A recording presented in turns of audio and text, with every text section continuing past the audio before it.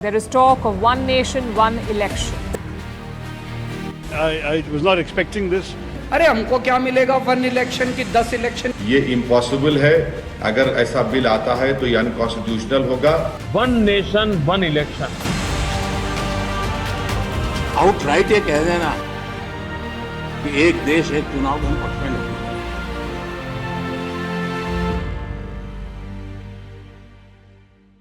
One nation one election ये एक ऐसा मुद्दा है जिसे मोदी सरकार बार बार उठाती रहती है। 2014 में नरेंद्र मोदी प्रधानमंत्री बने। बीजेपी 2 पंचवर्षीय योजना के बाद पहली बार सरकार में बैठी थी। तब से पीएम मोदी और उनके साथीगण वन नेशन वन इलेक्शन की मांग करते रहते हैं। मतलब देश में बेरोजगारी की उफान है। गरीबी दर मोदी जी के वंदे भारत एक्सप्रेस की गति से भी ज्यादा तेजी से बढ़ रहा है। कोरोना काल हमें पीएम मोदी के हाईटेक स्वास्थ्य व्यवस्था को दिखा ही दिया। अडानी चीचा देश का नाम रोशन कर ही रहे हैं। बाकी बची खुची चीजें पीएम मोदी उनके लिए कर ही देते हैं। जैसे अडानी चीचा के लिए केन्या जैसे नंगे फकीर देश में काम मांग आते हैं। ये सब कुछ मस्त चल ही रहा है तो मुद्दा एक ही बचता है मोदी जी के पास, वो है वन नेशन वन इलेक्शन। आज आप जानिए इस वीडियो में कि वन नेशन वन इलेक्शन है क्या, इसको मोदी जी की सरकार कैसे लागू करेगी। पता नहीं, हो सकता है जैसे नोटबंदी कर दी, जीएसटी लागू कर दी, वैसे ही जबरदस्ती लागू करने की इसे भी कोशिश करेंगे। जी हां, कोशिश, क्योंकि विपक्ष यॉर्कर पर हेलीकॉप्टर शॉट मारना फिर से सीख गया है।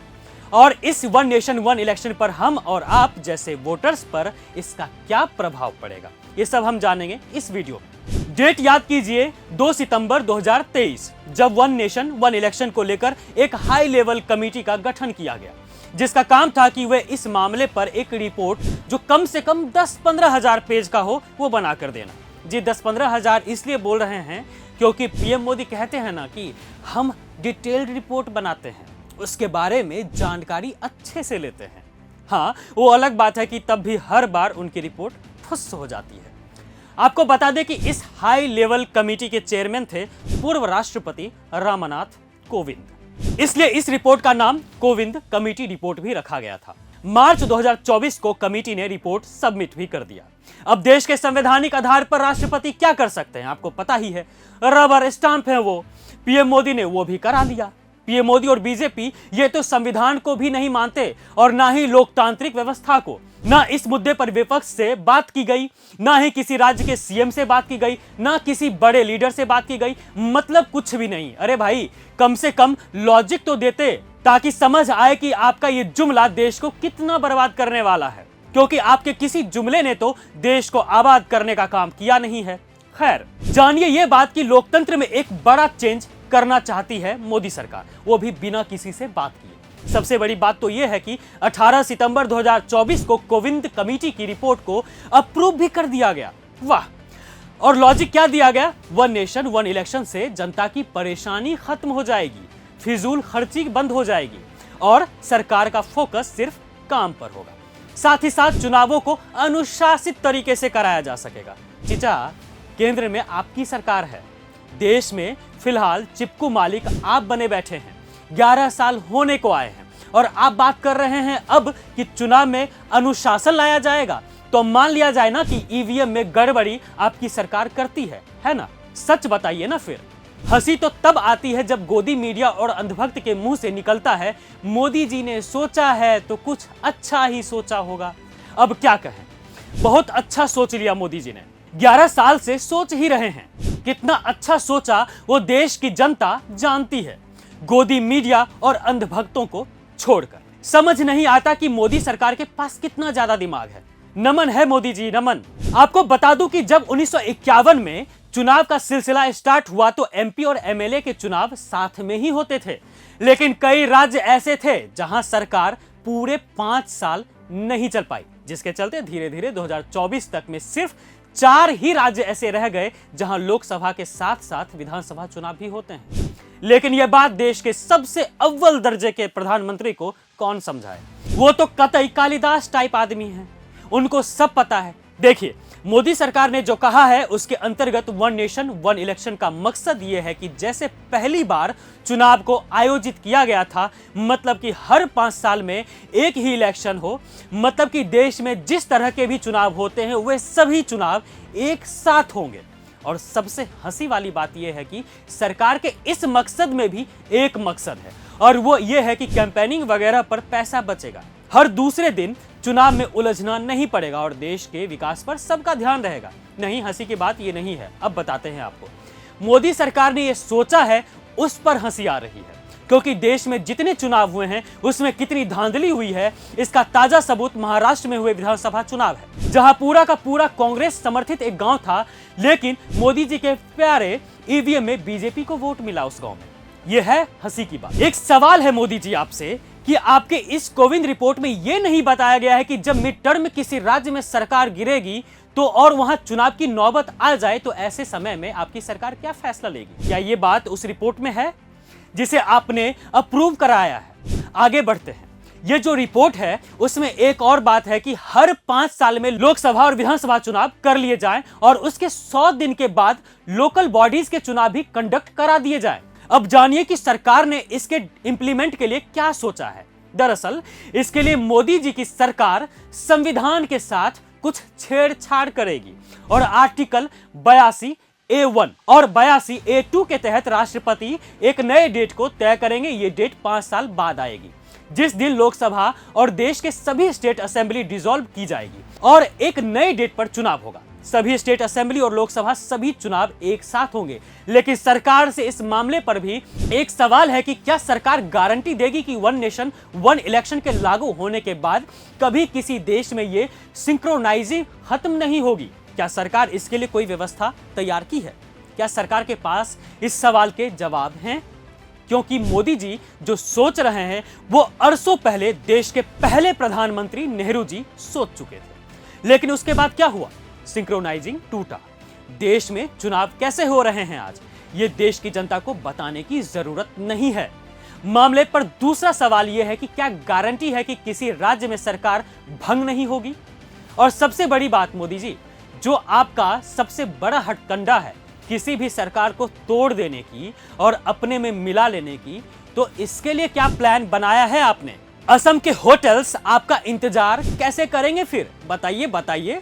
गारंटी आप देते हैं कि आपकी पार्टी किसी को असम नहीं ले जाएगी, लेकिन बीजेपी में सहजता और सोचने समझने की शक्ति कितनी कम है, उसको लेकर आपसे एक बात शेयर करते हैं। एक देश एक चुनाव को मुद्दा बनाकर ले तो आई सरकार। वाह वाह, क्या बात है। गोदी मीडिया और अंधभक्त कर भी दिए। कोविंद कमेटी का कहना है कि आर्टिकल 83 पार्ट 3 और आर्टिकल 172 पार्ट 3 में अमेंडमेंट, ये दोनों आर्टिकल लोकसभा और विधानसभा के टेन्योर के बारे में है, जिसमें मोदी सरकार अमेंडमेंट करेगी, जिसके बाद 2 टर्म को लाया जाएगा। एक तो जो पहले से ही चल रहा है, यानी कि फुल टर्म। फुल टर्म तो आप समझते हैं, वही 5 साल वाला। लेकिन जब एक देश एक चुनाव होने लगेंगे तो ऐसे में जब किसी राज्य में सरकार फुल लेंथ से पहले ही गिर जाती है तो बचे हुए सालों के लिए फिर से चुनाव होंगे। मतलब कि अगर किसी राज्य में सरकार सिर्फ 3 सालों में ही गिर जाती है तो उस राज्य में बाकी बचे हुए 2 सालों के लिए फिर से चुनाव होंगे। मतलब बात तो वही है कि देश में अनेकों चुनाव तब भी देखने को मिलेंगे। तो भाई काहे का माथा पच्ची कर रहे हैं मोदी जी, और दूसरों का भी करा रहे हैं आप। आपका ये फंडा तो हाथी का दांत निकला, खाने वाला कोई और दिखाने वाला कोई और। ये रूल हर किसी के लिए होगा, मतलब कि राज्य हो या फिर केंद्र शासित प्रदेश हो या फिर केंद्र खुद हो, चुनाव का तरीका यही होगा। अब मोदी जी ने जो कह दिया सो कह दिया, बाकी बकैती आप कर नहीं सकते। करेंगे तो देश की चिंता आपको है नहीं। आप गद्दार अलग से कहे जाएंगे, आप देशद्रोही अलग से हो जाएंगे, आप इस देश को बर्बाद करने वाले विध्वंसक तत्व में शामिल हो जाएंगे, और पता नहीं क्या क्या हो सकते हैं। मोदी जी से पूछ लीजिएगा खुद। आजकल अपने बिजी शेड्यूल में से टाइम निकालकर फिल्म स्टार से मिलने ही लगे हैं। हो सकता है आपको भी आपके सवालों के जवाब मिल जाए। अच्छा मोदी जी, एक बात पूछनी थी आपसे। आप इतने मास्टर स्ट्रोक लाते कहां से हैं? आपके हर मास्टर स्ट्रोक ने देश का उद्धार किया है। नोटबंदी की तो इतने काले धन आ गए कि देश के हर नागरिक के पास उसके बैंक अकाउंट में 15-15 लाख रुपया आ गए। आपका एक और मास्टर स्ट्रोक था जीएसटी, उसने भी देश का उद्धार कर ही दिया। आज देश की ज्यादातर जनता कर्ज में डूबी हुई है। मोदी जी, आपने कह तो दिया कि ऐसे में खर्च कम होंगे, लेकिन आपको बता दूं कि अगर सभी चुनाव एक साथ होते हैं तो ईवीएम और वीवीपीएटी मशीन में जो इजाफा होगा उसके बारे में आपने सोचा है? नहीं सोचा होगा। आप तो अपने व्यस्तम शेड्यूल में से टाइम निकाल ही नहीं पाते हैं, और निकाल भी लेते हैं तो फिल्म स्टार्स के लिए। यह सब मामला कोई कपूर खानदान थोड़ी ना है जो इतना हेडेक पाला जाए। पर मैं क्या करूं, अपन के पास तो इतना ही काम है, इसलिए मैं बताता हूं आपको। एक साथ अगर चुनाव कंडक्ट कराए जाते हैं तो 3 गुना ईवीएम और वीवीपीएटी मशीन चाहिए होंगे। यह बात हम नहीं कह रहे, इलेक्शन कमीशन ऑफ इंडिया के एक्स चीफ SY कुरैशी कह रहे हैं। उनका कहना है कि इसके लिए 40 लाख एक्स्ट्रा ईवीएम मशीन की जरूरत होगी, जिसके चलते फाइनेंशियल और लॉजिस्टिकल इंपैक्ट देश पर कितना पड़ेगा इसका अंदाजा है आपको? ओ सॉरी, निर्मला ताई है ना, सब संभाल लेंगी। पेट्रोल डीजल की कीमत 125 से 150 हो जाएगा। जनता मूर्ख है ही, खरीदना तो पड़ेगा ही, वो भी बिना किसी विरोधाभास के, है ना मोदी जी? लेकिन जनता का क्या, इस मुद्दे से जनता को क्या मिलने वाला है ये भी तो बताइए। देखिए पीएम मोदी, आपकी सरकार ने कोई 100% गारंटी नहीं दी है कि चुनाव एक ही रहेंगे, क्योंकि कभी भी अगर कहीं सरकार गिरी तो चुनाव कराना ही पड़ेगा। जो आपने फॉर्मूला तय किया है उस हिसाब से बोल रहा हूं। तो फिर ये नौटंकी काहे की? जब खर्च भी ओवरलोडेड हो ही जाएंगे तो फिर कोविंद रिपोर्ट की बातें कहां से सच्ची हुई? जब देश को बार बार चुनाव का मुंह देखना ही पड़ेगा तो काहे का एक देश एक इलेक्शन जनाब? और आप जिस खर्च की बात बार बार करते हैं तो इलेक्टोरल बॉन्ड्स को सबसे पहले बंद कीजिए। और जो आपके इशारों पर ही चल रही है वही आपका लाडला चुनाव आयोग, उसको बोलिए कि पार्टी एक्सपेंडिचर पर एक रूल बनाए और उसे थोपे सभी पार्टियों पर। जी हां, आपकी पार्टी बीजेपी पर भी। देखिए कैसे खर्च कम हो जाते हैं। पीएम मोदी, आपसे एक और बात कहनी थी। अगर किसी देश में एक ही समय में सारे चुनाव हो जाएं तो संघीय व्यवस्था भी डमाडोल होगी, क्योंकि जब नेशनल इंटरेस्ट की बात आएगी तो प्रांतीय इंटरेस्ट अपने आप नेशनल इंटरेस्ट के नीचे दबकर रह जाएंगे और फिर किसी भी राज्य का मुद्दा सामने आएगा ही नहीं, जिसके चलते लगभग राज्य गरीबी की ओर चलते दिखेंगे। मतलब कि आपके इस मुद्दे से देश का फायदा कम और नुकसान ज्यादा होता दिख रहा है। और जब आपने बात एक देश एक चुनाव की है तो लोकल बॉडीज के चुनाव 100 दिन बाद क्यों जनता को फिर से मूर्ख बना रहे हैं? बार बार जुमले देकर जनता को मूर्ख बनाना बंद कीजिए। क्या आप समझ रहे हैं कि लोकल बॉडीज के चुनाव और उसके सदस्य ही संघीय व्यवस्था की रीढ़ की हड्डी हैं?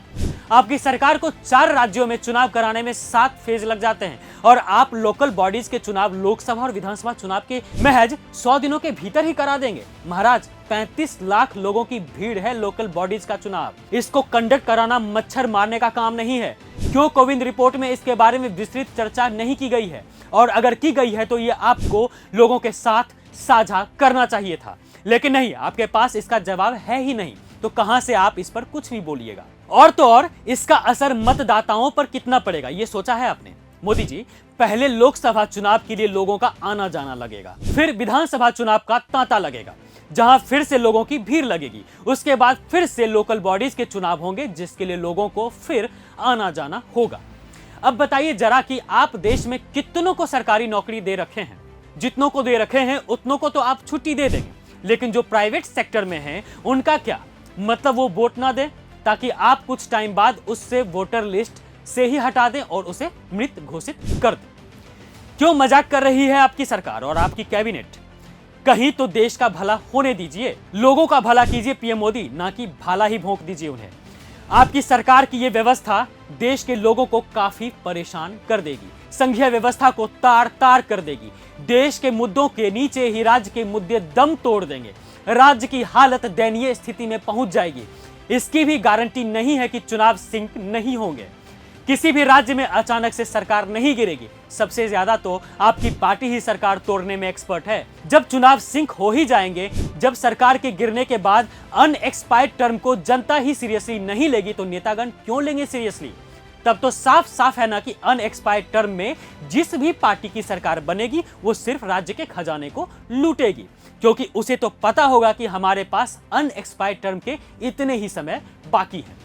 लूट लिया जाए और फिर सब गब्बर सिंह बन जाए। सही है मोदी जी, करते जाइए देश का बेड़ा गर्क। I was not expecting this. अरे हमको क्या मिलेगा 1 इलेक्शन की 10 इलेक्शन। ये इम्पॉसिबल है। अगर ऐसा बिल आता है तो ये अनकॉन्स्टिट्यूशनल होगा। One nation one election. Outright ये कह देना कि एक देश एक चुनाव हम पक्ष में नहीं।